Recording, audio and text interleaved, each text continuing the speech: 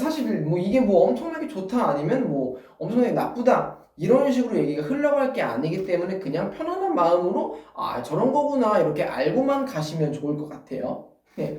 안녕하세요, 윤재우스입니다. 네, 오늘의 주제는 이게 과연 무엇에 쓰는 물건인가? 아마 접하신 분들 같은 경우는 보통은 광고를 통해서 많이 접해보셨을 거예요.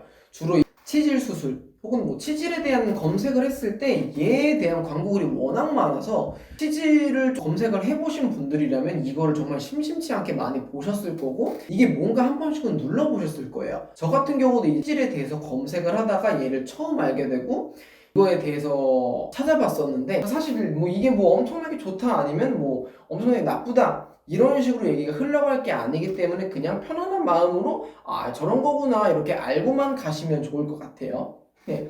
먼저 이제 얘가 어떤 식으로 이제 홍보가 되고 있냐면 이거를 뭐 한 2주에서 한 한 달 정도 사용하면 치질 증상이 나아진다.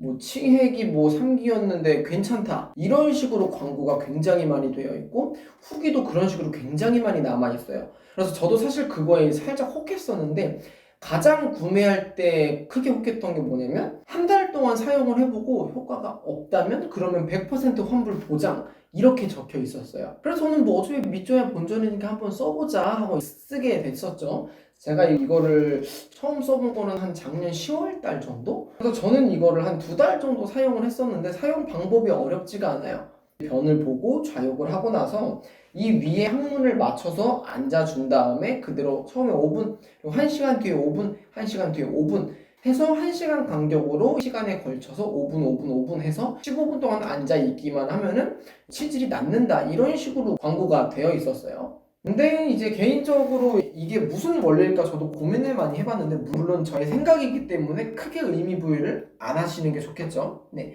저는 이거를 좀 압력에 의한 작용이라고 생각을 했기 때문에 항문을 여기다가 이렇게 댔을 때 이 주변이 돌출이 되어 있고 이 부분이 구멍이 뚫려 있기 때문에 구멍이 뚫려 있는 부분으로 저희가 항문을 대면은 얘가 이런 식으로 들어가겠죠. 얘를 엉덩이라고 생각하고 이 틀을 이렇게 손가락이라고 생각할게요. 그리고 이 틀에 엉덩이를 이렇게 댔을 때 이 중간으로 살이 이렇게 삐져나오죠. 그러면은 예를 들어서 이제 항문 주변에 이렇게 돌출이 된 치액이라든지 이렇게 증이 있을 거예요. 그리고 요 위에 이렇게 앉게 되면 얘가 일시적으로 더 많이 이렇게 돌출이 되겠죠. 그리고 이 상태로 자세를 유지하고 나서 일어나게 되면은 이 주변에 있는 압력이 풀리면서 이렇게 늘어나던 애들이 잠깐 이렇게 들어올 거예요. 네. 그래서 이 결과적으로 제가 생각했던 원리는 이거는 치질을 낫게 한다기보다는 밖으로 돌출되어 있는 염증이라든지 아니면 치액을 안으로 밀어 넣어주는 역할을 하기 때문에 실질적으로 치료가 된다고 보기에는 조금 어렵다라고 이제 생각을 했고 그 항문 밖으로 돌출되어 있는 치핵이라든지 염증 때문에 쓸려서 통증이 있으신 분들한테는 이게 일시적으로 도움이 될 수도 있어요. 물론 얘를 안 쓰게 되면 당연히 안쪽에 있던 친구들이 다시 나오게 되면서 고통을 받게 되는 거겠죠. 이게 도움이 될 수도 있겠다 라고 생각을 했지만 그게 아니고 뭐 혈변을 너무 많이 본다든지 아니면은 뭐 안쪽에 있는 뭐 그 염증들이 너무 커서 변을 보기가 힘들다든지 다른 이유에서 고통을 받으시는 분들이라면 얘가 그렇게 크게 효과가 없을 수도 있겠다라고 생각을 했어요. 저 같은 경우도 한 2달 넘게 사용을 했었는데 크게 효과를 못 봤죠. 네, 그러면 이제 이렇게 생각을 하시는 분들도 많을 거예요. 왜 환불을 안 했냐라고 하시는 분들도 계실 거고 에이 야 이게 무슨 도움이 되겠어 라고 하시는 분들이 정말 많을 텐데 저도 그랬어요. 그런데도 불구하고 이거를 구매했던 이유는 제일 큰 건 절박하니까. 다른 질병도 물론 마찬가지겠지만 길이 하나예요. 수술. 치질은 수술이 아니면 답이 없다라고도 많이들 표현을 하고 병원에 갔을 때도 어차피 언젠가 수술하실 거니까 지금 하시는 게 나아요. 다들 이렇게 얘기를 들었고 그래서 수술을 했을 거예요.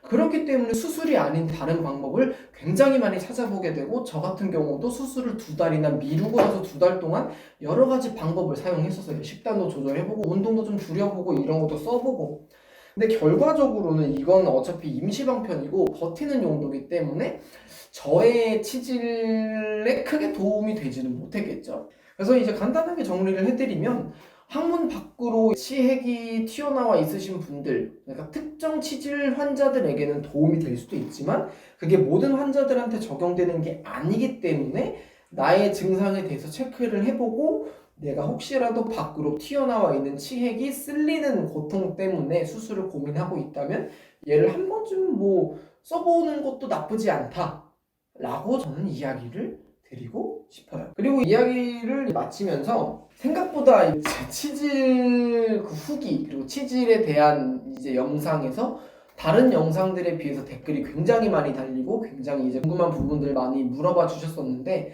물론 제가 의학적으로 굉장한 뭐 지식을 가지고 있고 대단한 조언을 해드릴 수 있는 입장은 아니지만 저는 그저 먼저 경험한 사람으로서 저의 경험에 대해서 영상에서 이제 다뤘었고, 저의 경험에 대해서 이제 많은 분들이 궁금해 하셨었는데 저는 이유는 하나라고 생각해요.